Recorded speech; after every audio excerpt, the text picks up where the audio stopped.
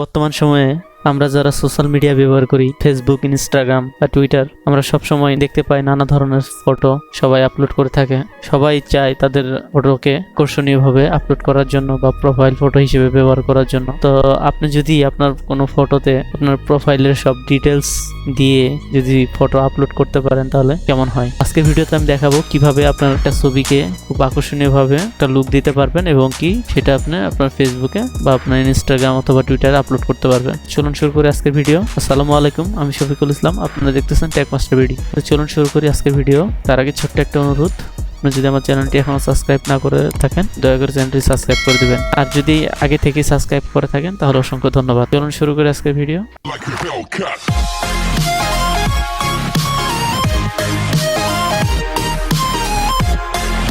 তো এই ধরনের ফটো এডিটিং করার জন্য আপনার প্রথমে প্রয়োজন হবে একটা অ্যাপ্লিকেশন যার নাম PicsArt। এই PicsArt অ্যাপ্লিকেশনটি আপনি গুগল প্লে স্টোরে গিয়ে সার্চ করলে পেয়ে যাবেন। এছাড়া গুগলে গিয়ে সার্চ করলেও আপনি পাবেন। এছাড়া আমি আমার ভিডিও ডিসক্রিপশন বক্সে এই অ্যাপসটির লিঙ্ক দিয়ে রাখবো, চাইলে সেই লিঙ্কে গিয়ে অ্যাপসটি ইনস্টল করতে পারবেন।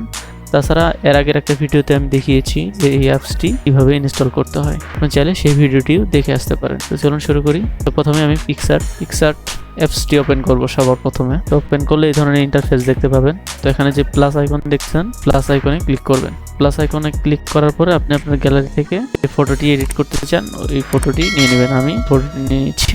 এই ফটোটি আমি ব্যাকগ্রাউন্ডে ব্যবহার করব, তার জন্য আমি এই ফটোটি, তো এখানে দেখতে পাচ্ছেন ইফেক্ট অপশন দেখতে পাচ্ছেন, ক্লিক করবেন। দেন এখানে ব্লুয়ার অপশন আছে, এখানে ব্লুয়ারে ক্লিক করবেন।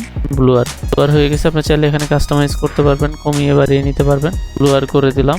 এখন ক্লিক করবেন। তারপরে আপনি আবার এখানে স্ক্রল করে ফটো একটা অপশন আছে, অ্যাড ফটোতে ক্লিক করবেন। দেন আবার ছবিটা নিয়ে নেবেন। তো এখন আপনার এটা আপনার পছন্দ অনুযায়ী আপনি সাইজ করে ব্যবহার করবেন। আমি রিসাইজ করে নিলাম। তো এখন টিক মার্কে ক্লিক করব।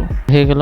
এখন আপনাকে যা করতে হবে, আপনার ফেসবুক বা ইনস্টাগ্রাম বা টুইটারের অ্যাকাউন্টে গিয়ে একটা স্ক্রিনশট নেবেন, সেই স্ক্রিনশটটি এখানে করবেন। তো আমি আগে স্ক্রিনশট নিয়ে রাখছি, তো আমি এখানে আবার অ্যাড ফটোতে ক্লিক করব। দেন সেই স্ক্রিনশটে করে নেব, বাটনে ক্লিক করব। তো আপনি চাইলে এখানে ক্রপ করে নিতে পারেন আপনার প্রয়োজন অনুযায়ী। তো আমি ধরেন এটা ক্রপ করে নিচ্ছি, রাইট বাটনে ক্লিক করলাম। আমি জুম ইন জুম আউট করে নিব প্রয়োজন অনুযায়ী। হয়ে গেছে। এখন আপনাকে যা করতে হবে তার জন্য আপনি ব্লেন্ড অপশনে যাবেন। এখানে স্ক্রল করে দেখতে পারবেন ব্লেন্ড নামে একটা অপশন আছে, আপনি ব্লেন্ড অপশনে যাবেন। ব্লেন্ড অপশন দেখতে পাচ্ছেন, ব্লেন্ড অপশনে ক্লিক করে এখানে স্ক্রল করলে দেখতে পারবেন একটা মাল্টিপ্লে নামে একটা অপশন আছে, মাল্টিপ্লেতে ক্লিক করবেন। তো মাল্টিপ্লেতে ক্লিক করে দেখেন হয়ে গেল। এখন আপনি এটা মাল্টিপ্লেতে ক্লিক করার পরে দেখবেন যে আপনি যে অংশগুলো ছবির উপরে চলে গেছে অংশগুলো আপনি মুছে দিবেন। তার জন্য এখানে ইরেজ বাটন আছে, ইরেজ বাটনে ক্লিক করবেন। ইরেজ বাটনে ক্লিক করছি, জুম করে আমি এগুলো মুছে দিব। তো হয়ে গেল। আচ্ছা, তো এখন টিক মার্কে ক্লিক করব। হয়ে গেল।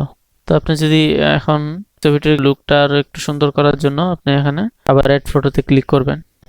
ফটোতে ক্লিক করে আবার সেই ফটোতে ক্লিক করবেন, দেন অ্যাড বাটনে ক্লিক করবেন। এখানে স্ক্রল করে এখানে শেপ অপশনে যাবেন, শেপে গিয়ে রাউন্ড শেপ ক্লিক করবেন। দেন দুইটা বাটনে ক্লিক করবেন, সেভে দিবেন। আপনি এটা এখানে প্রোফাইল ফটো হিসেবে করে দিবেন। দেন টিক মার্কে ক্লিক করবেন। তো হয়ে গেল। দেখতে পারলেন কিভাবে খুব সহজে এই ধরনের একটা ফটো এডিট করা যায়। আপনি চাইলেই এই ধরনের ফটো এডিট খুব সহজেই করতে পারবেন। তো এখন ছবিটা সেভ করার জন্য এরো বাটনে ক্লিক করবেন, সেভ অপশনে ক্লিক করবেন, দেন সেভ প্লাস পিকচার ডিভাইস। ছবিটি গ্যালারিতে সেভ হয়ে গেছে। আমি আমার গ্যালারিতে গিয়ে দেখি হলো কিনা। ফটোটি এডিট হয়ে গেছে। চাইলে খুব সহজেই এইভাবে আপনার ফটো এডিট করতে পারবেন খুব সহজেই। এই ছিল আজকের ভিডিও। আশা করি ভিডিওটি অনেক ভালো লেগেছে। আর ভালো লেগে থাকলে অবশ্যই একটা লাইক করবেন আর কমেন্ট করে জানাবেন ভিডিওটি কেমন লাগলো আর পরবর্তীতে কি ভিডিও দেখতে চান। আপনি যদি আমার চ্যানেলে নতুন হয়ে থাকেন তো অবশ্যই আমার চ্যানেলটি সাবস্ক্রাইব করে দিবেন। ধন্যবাদ সবাইকে।